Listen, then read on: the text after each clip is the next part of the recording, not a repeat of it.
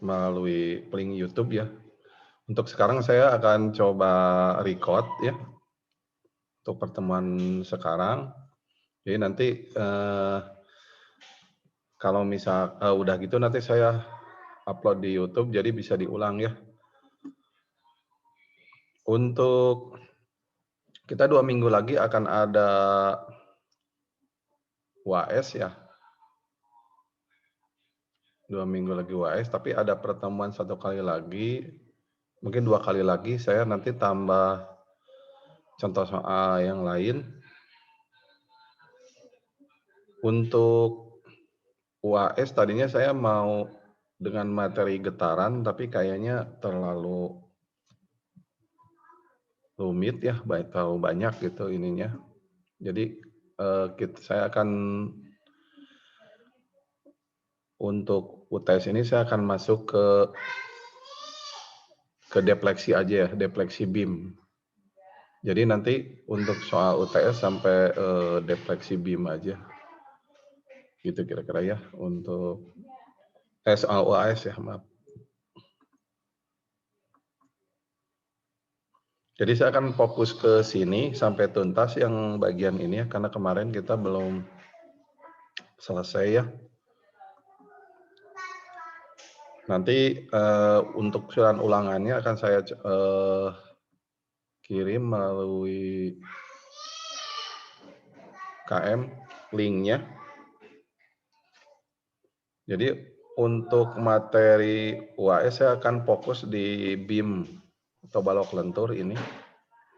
Kemarin saya sudah pernah nyoba juga, tapi sepertinya masih belum fix ya, belum final karena ada beberapa penjelasan yang saya kira Anda juga pasti belum jelas ya ini. Jadi untuk metode elemen hingga ini sebetulnya kan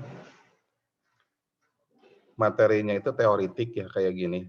Jadi adapun saya ngasih materi komputer itu untuk pengayaan karena nanti di aplikasi di industri atau di tugas air akan berkaitan dengan komputer. Jadi aplikasi untuk komputer itu perlu dimasukkan. Adapun kalau teori ini memang dari sananya, dari kurikulumnya, dari kita mengacu kepada kurikulum nasional itu materinya ya seperti ini yang balok lentur ini. Jadi kesimpulannya sebetulnya di dalam saya juga ngambil dari kurikulum di ITB ya. Untuk metode elemen hingga ini sebenarnya ada 3 ya. Saya juga dulu kuliah itu ada 3. Jadi kasus pertama itu kasus truss ya, plan truss, defleksi pada plan truss itu yang kemarin di UTS. Kemudian balok lentur, ya. Defleksi pada balok lentur ya, defleksi vertikal dan defleksi vertikal dan rotasi pada balok lentur. Dan yang ketiga itu materi tentang getaran pada balok lentur. Jadi ada 3 sebetulnya.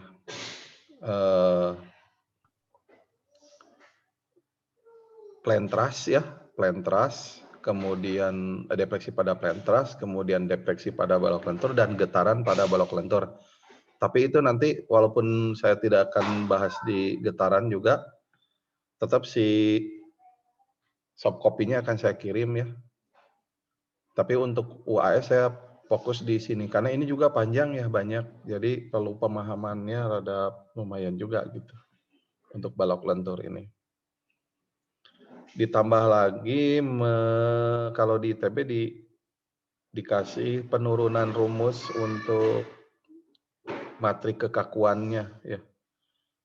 Jadi ada penurunan rumus matrik kekakuan. Tapi itu penurunan rumus itu sebetulnya bukan dijadikan soal, tapi dijadikan teori materi aja gitu.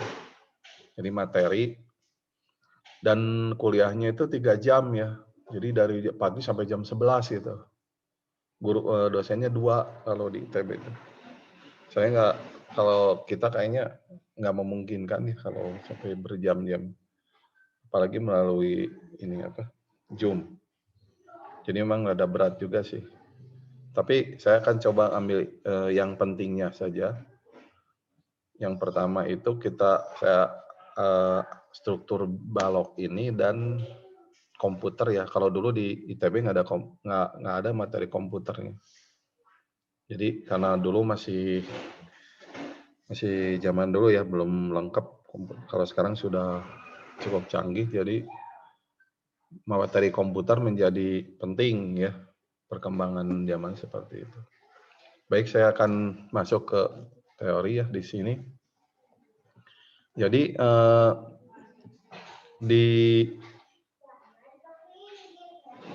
di metode elemen hingga tuh ada metode untuk mencari defleksi. Selain di truss, kalau truss kan defleksinya defleksinya kan tarik tekan ya. Jadi defleksi tekan dan defleksi tarik gitu. Kalau di balok lentur ini ada rotasi bedanya. Di defleksinya tuh ada bentuk rotasi. Jadi bentuk defleksi rotasi. Misalnya contoh soalnya suatu struktur sederhana berbentuk balok begini, berpenampang lingkaran ditumpu seperti gambar. Jadi ini tumpuannya itu di sini jepit, ini maksudnya tumpuan roll, di sini jepit.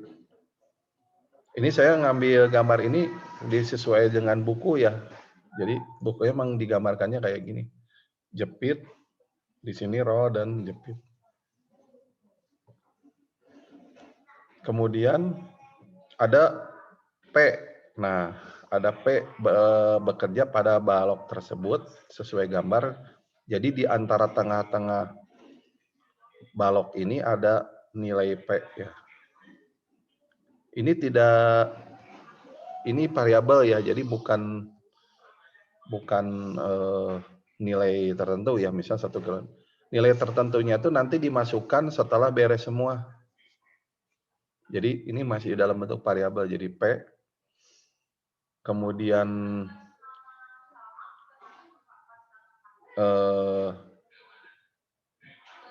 jadi tentukan besaran defleksi vertikal dan rotasi pada setiap titik nodal ya, dalam besaran P. Kemudian E modulus elastisitas dan I momen inersia dan L panjang jika berat batang diabaikan. Nah, dari sini ya kita lihat parameternya ya. Jadi parameternya itu ada P, kemudian di sini di balok ini ada E, modulus elastisitas, kemudian ada E2, ada E1.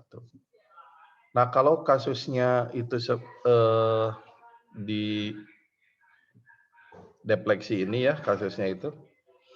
Jadi kita itu sebetulnya menentukan nanti titik nodalnya ya, untuk titik nodal untuk balok lentur ini, itu titik nodalnya itu ditentukan berdasarkan posisi tumpuan yang ini ya, posisi tumpuan dan ini ya. Jadi posisi titik nodalnya itu posisi tumpuan ini, jepit ini, kemudian engsel ini dan jepit ini ya. Nah, kemudian titik nodal yang ditentukan itu berdasarkan tumpuan juga berdasarkan posisi gaya. Jadi posisi gayanya kan di sini.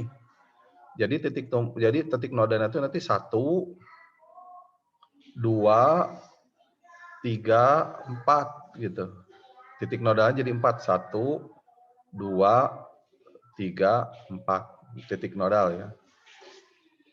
Nah, setelah menentukan titik nodal, maka kita bisa menentukan elemen. Jadi elemennya nanti elemen itu antara titik nodal ya. Jadi berarti elemen 1, elemen 2, elemen 3 gitu ya. Jadi ada 3 elemen. Nah, kemudian ini parameter yang lain adalah I. I itu kan modulus elastisitas ya.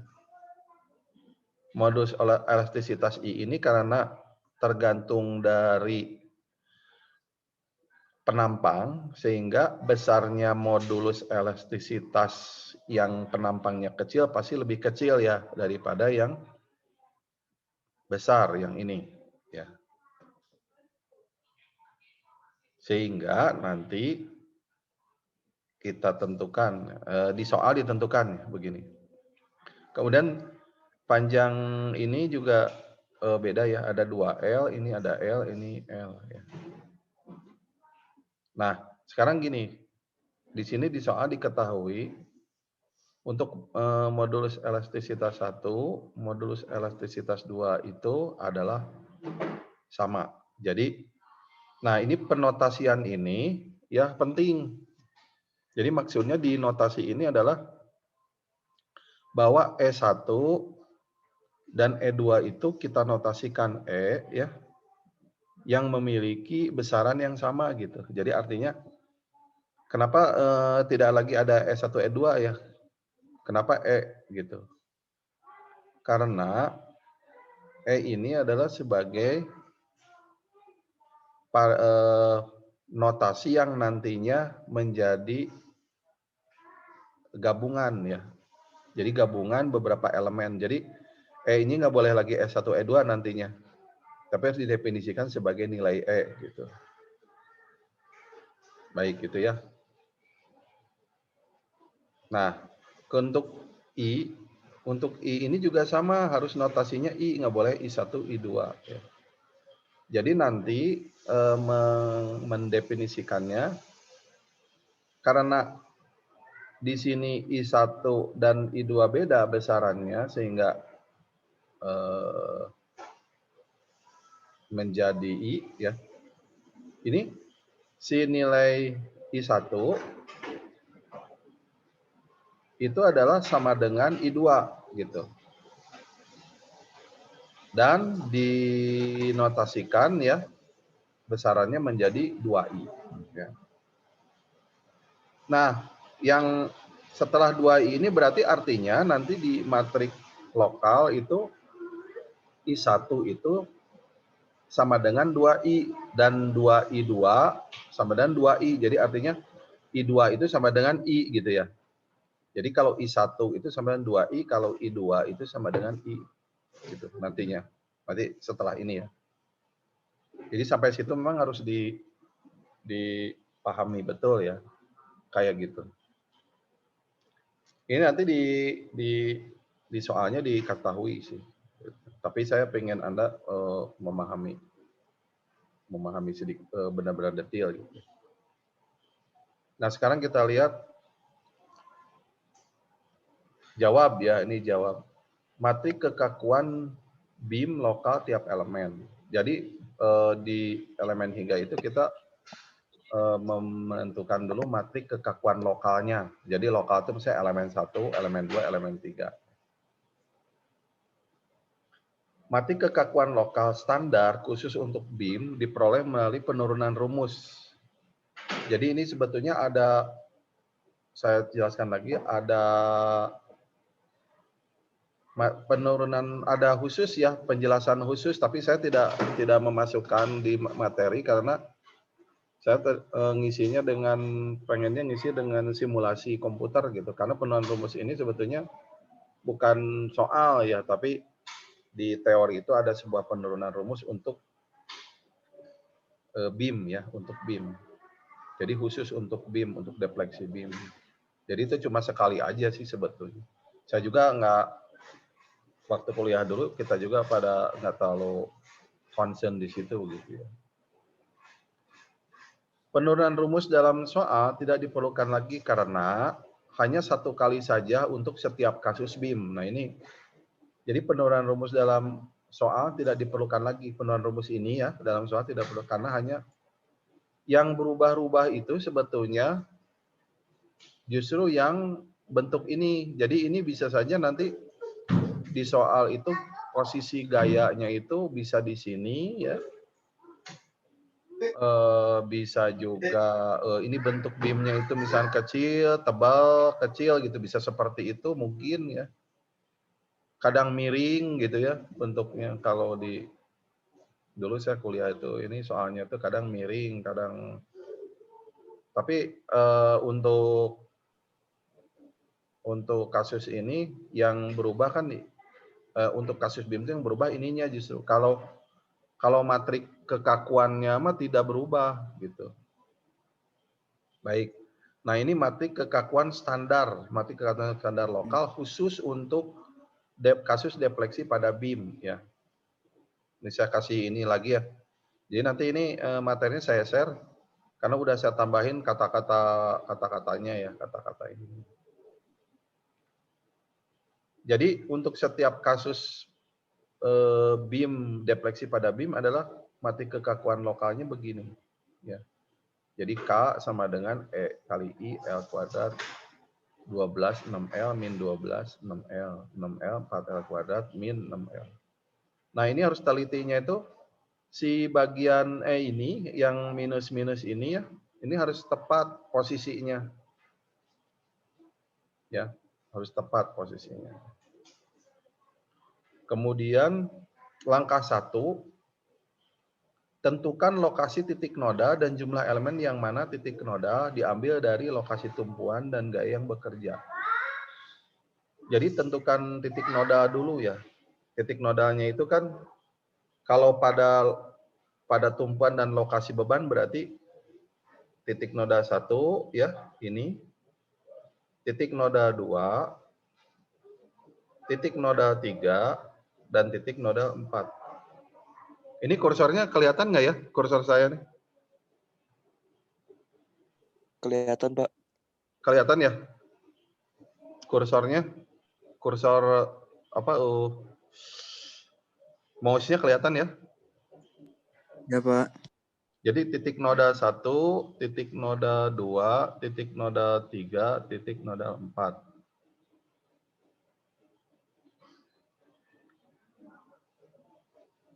Nah, di sini karena yang dicari itu adalah defleksi rotasi dan defleksi vertikal, maka ini defleksi rotasi ya pada titik noda 1. Ini defleksi rotasi pada titik noda 2, defleksi rotasi pada titik noda 3 dan defleksi rotasi pada titik noda 4. Kemudian defleksi vertikal pada titik noda 1, defleksi horizontal vertikal pada titik noda 2, defleksi vertikal pada titik noda 3 dan defleksi vertikal pada. Si nilai-nilai ini tiap titik noda ditulis dulu ya. Ditulis aja dulu walaupun nanti hasilnya 0 ya. Memang begitu diajarinnya dulu. Nah, sekarang kita lihat ini. Ini maksudnya ya, maksud kata-kata theta 1 M1 itu sebetulnya untuk mewakili bahwa ini ada defleksi rotasi dan momen. Defleksi rotasi dan momen, defleksi rotasi dan momen. Karena kan kalau secara logikanya kalau ini dikasih beban di sini kan terjadi momen nih. Titik-titik ini terjadi momen. Jadi memang ditulis dulu gitu. Walaupun sebetulnya ada beberapa yang tidak ada momen kayak di titik yang di sini nih, ini nggak ada momen, tapi ditulis dulu di sini. Nah, sekarang kita lihat untuk Q ya, Q itu gaya vertikal ya, dan V ada defleksi vertikal. Jadi beda ini besaran yang berbeda. Kalau ini defleksi, V mah kalau Q adalah gaya vertikal. Untuk theta adalah rotasi, berarti posisi ya. Dan M adalah momen terhadap titik nodal. Biasanya kalau tumpuan engsel itu nggak ada momen ya, karena dia kan tidak bisa reaksinya nggak bisa reaksi momen gitu. Keterangan dari gambar di atas terdapat 4 titik noda pada lokasi tumpuan dan gaya dan 3 elemen. Jadi ada 3 elemen 1, 2, 3. Titik noda ada 4, 1, 2, 3, 4. Jadi titik noda elemen 1 itu 1, 2. Nah, di titik noda elemen 2 memiliki titik noda yang samaan. Jadi titik noda 2 itu dimiliki di sini ya, di sini nih. Jadi titik nodal 2 ini, titik nodal ini ya, ini dimiliki oleh elemen 1 dan 2. Titik nodal 2. Ini biar paham ya ini. Ini dulu. Nah, itu ya titik nodal 2.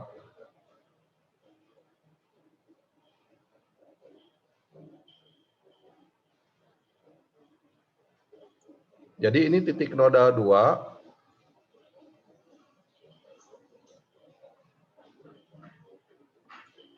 Titik nodal 2 ini yang dimiliki oleh elemen 1 dan elemen 2 ya. Jadi elemen 1 dan elemen memiliki titik nodal 2. Adapun titik nodal 3 ini dimiliki oleh elemen 2 dan elemen 3 gitu ya. Kayak gitu. Jadi kira-kira situ ya. Ini saya lagi di record ya. Jadi nanti bisa saya share supaya nanti Anda bisa mengulang. Dan kalau di record itu saya juga nanti mengevaluasi juga ya omongan sendiri nih.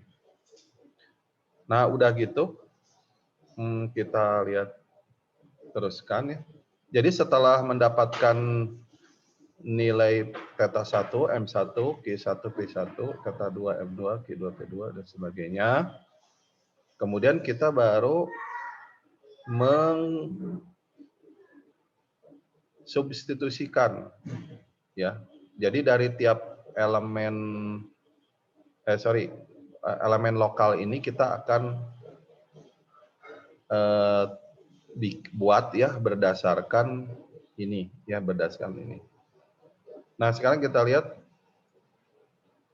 langkah 2, substitusikan nilai E, I dan L ke matrik lokal standar.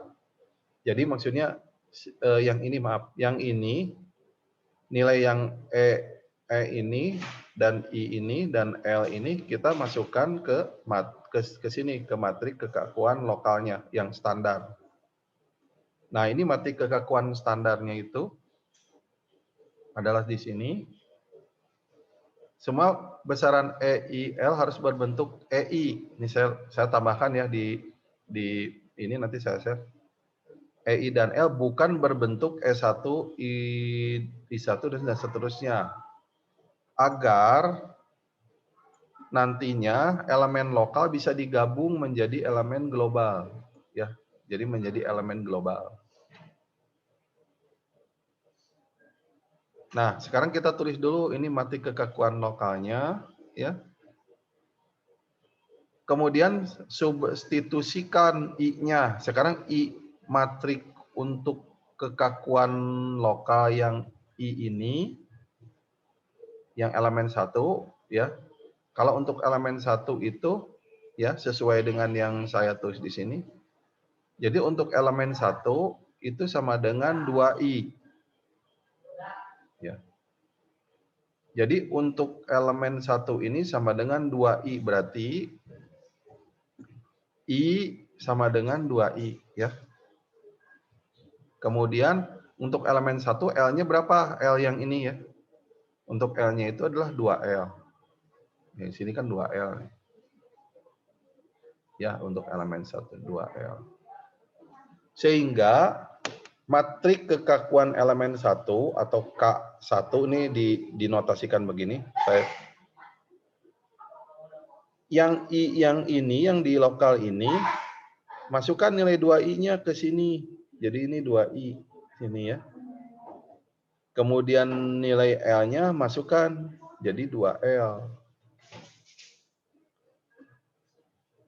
Ya, seperti itu. Kemudian nilai L-nya yang di dalam matrik juga dimasukkan. Jadi L yang di dalam matrik 2L masukkan. Jadi dari 6L ini menjadi 6 kali 2L. Terus min 12, kemudian 6 2L, 62L, 42L. Jadi setiap nilai L yang ada di matrik kekakuan lokal standar dimasukkan nilai 2L untuk elemen 1. Jadi seperti ini. Nah, ini belum selesai ya. Jadi si nilai E ini nggak boleh ada 2L, ada I, karena nantinya supaya si E ini bisa sama setiap elemennya. Nah, kita bikin supaya dia itu menjadi bentuknya seperti ini. Jadi EI per L pangkat 3 harusnya seperti ini. Supaya mendapatkan seperti ini, maka kita kalikan ya. Jadi ini E 2I, kemudian nih 2 pangkat 3 kan 2 pangkat 3 itu 8 ya, berarti jadi 8L pangkat 3 gitu. Kemudian ini 8 dibagi 4 jadi 1/4. Ini ya. Yang ini ya. Ini jangan sampai bingung. Jadi bagian yang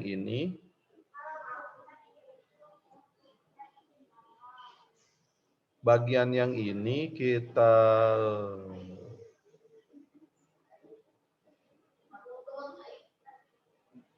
nah bagian itu ya, bagian itu tuh kan begini nih.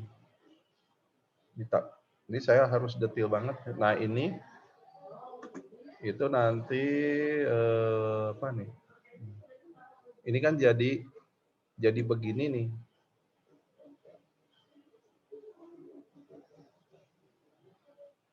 Equation. Nah ini saya masukkan. Ini E ya. E titik 2I. Ini kan menjadi 8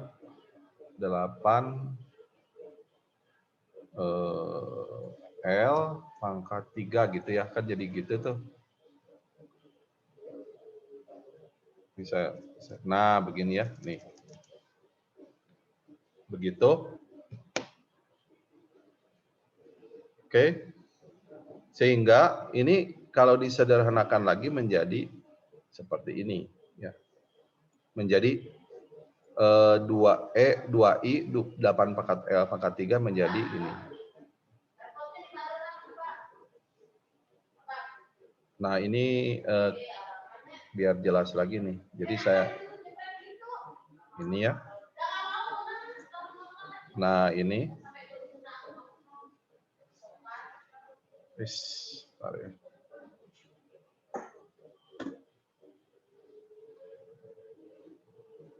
Jadi ini ya. Ini menjadi seperti ini.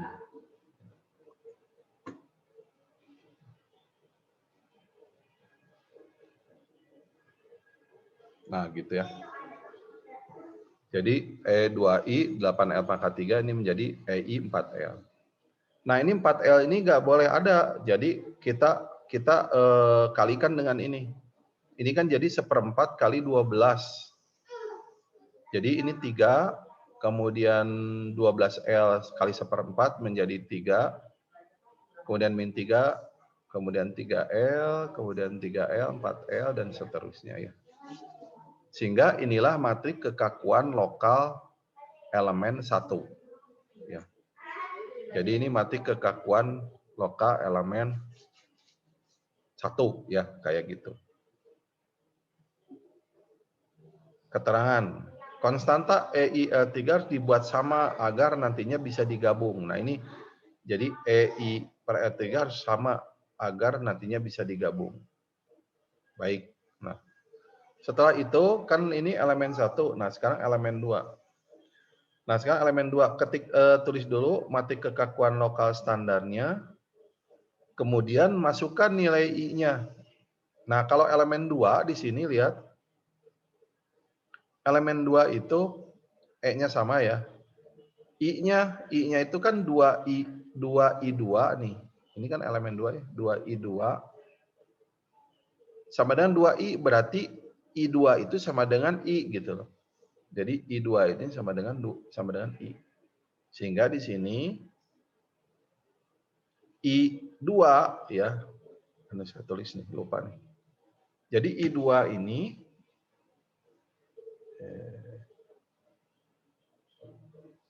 sama dengan I. Nah, ini I3 ya. Jadi I2 itu sama dengan I, ya. L sama dengan L, sehingga ini tidak ada perubahan. Karena I-nya sama dengan I, L-nya sama dengan L. Berarti matrik kekakuan lokal elemen 2 adalah sama dengan matrik kekakuan elemen standar lokal, ya. Lokal standar gitu ya. Beres langsung ini ya, elemen 2. Matrik kekakuan elemen 2 beres. Sekarang matrik elemen 3 yang ini. Matrik kekakuan lokalnya begini ya. Nah, kalau I3 ini sama juga dengan I2 ya. Karena I3 dengan I2 kan I-nya sama tuh. Kemudian L-nya juga sama, L. Jadi di sini kan di sini L-nya kan L, ini L, kalau ini 2L ya. Sehingga ini sama ya. Jadi matrik kekakuan lokal elemen 3 itu sama dengan matrik kekakuan elemen standar gitu ya, karena L-nya sama dan I-nya sama. Oke, beres.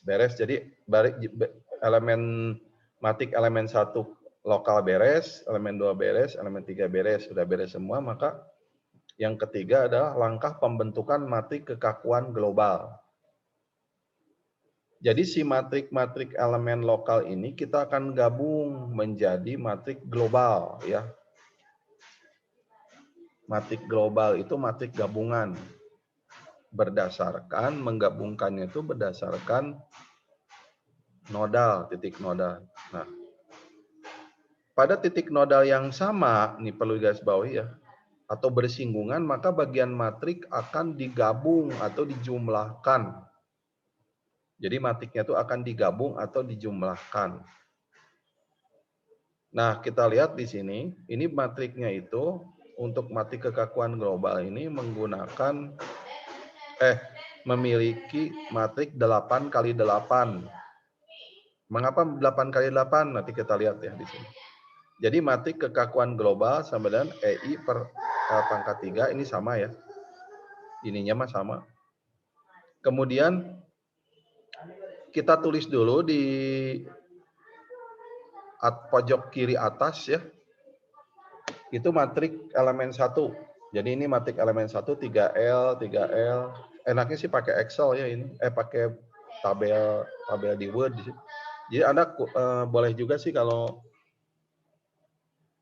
ujian pakai ini justru lebih cepat ya, pakai Word, Microsoft Word ini. Jadi 3L min 3, 3L, kemudian ini. Nah, di pojok kanan bawah yang ini, pada matrik elemen 1, ya, ini bersinggungan dengan elemen 2, matrik 2, elemen 2. Titik noda 2 ini bersinggungan dengan elemen 2, ya, yaitu bagian pojok kiri atas. Nah, jadi ini area elemen 1, nah ini bersinggungan atau intersection dengan elemen 2 yang ini. Jadi ini suku-sukunya di jumlah 3 tambah 12 ya. Ini kan yang ini ya. 3 ini tambah 12. Kemudian min 3L tambah 6L. Min 3L tambah 6L, kemudian 4L kuadrat, yang ini ditambah 4L kuadrat. Kemudian yang kosongnya, ini kan kosong nih, nggak ada ini, itu ditulis saja 0 ya. Ini kan kalau asal awalnya kan nggak ada nilainya nih. Tulis saja 0, 0, 0, 0 gitu, yang kosong-kosong. Kemudian ini yang matrik elemen 2-nya, min 12, 6L, bersinggungan suku-sukunya dengan matrik elemen 3 karena titik nodanya berbarengan, bersinggungan, sehingga ini 12 ditambah 12 min 6L tambah min 6L min 6L tambah min 6L 4L kuadrat tambah 4L kuadrat. Dan ini tidak ada lagi persinggungan ya. Jadi kira-kira seperti itu. Jadi, nah ini matrik kekekuatan global yang nanti setelah itu kita gabung ya. Gabung nih. Ini menjadi seperti ini. Digabung ya. Jadi ini menjadi 15, 3L, 12, 6L, min 6L, min 2L, 12, min 12. Ini yang disebut dengan global matrik atau matrik kekakuan global. Ada dua cara sih cara mengglobalkan matrik. Saya kemarin kalau pengajarnya mungkin Bu Wiwin agak beda ya. Dia punya cara sendiri tapi hasilnya sama sih. Kalau saya sih lebih senang dibentuk begini karena lebih mudah lihatnya gitu. Jadi matrik kekakuan globalnya cara menjumlah gini. Saya nggak tahu kalau yang Pawaran dan sebagainya. Kalau saya menjumlahkan global matriknya begini, lebih mudah begini. Secara visual ya, enak lihatnya gitu. Nah, ini matrik kekakuan global. Nah, sekarang kita langkah 4. Langkah 4 setelah ketemu matrik global, menyusun persamaan matrik ke dalam bentuk seperti kasus pegas, yaitu F sama dengan Kx. Jadi, gaya atau momen sama dengan kekakuan kali perpindahan dalam bentuk matrik. Begini ya. Jadi dalam bentuk matrik begini. Yang mana matrik F, matrik K, matrik X.